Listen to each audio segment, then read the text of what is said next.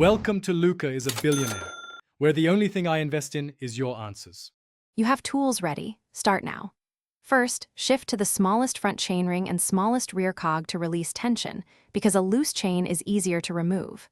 Next, stabilize the bike on a stand or flip it. This keeps the drivetrain accessible and clean.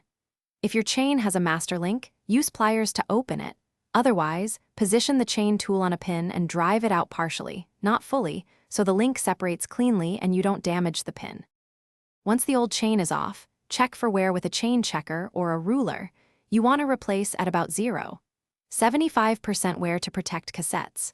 Clean the cassette and chain rings with degreaser and a brush so the new chain runs on fresh surfaces. Now size the new chain.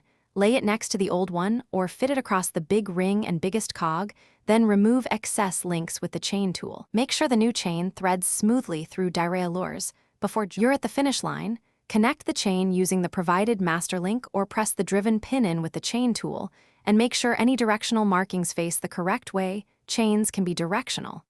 Once joined, slowly pedal and shift through every gear while the bike is off the stand. This helps you spot tight links or indexing issues. Make minor derailleur adjustments if needed, then lube the chain. Finally, take a short test ride and recheck for noise or slipping. If problems persist, inspect the cassette and derailleur hanger alignment. Thanks for watching and please subscribe. It's the best investment you'll ever make.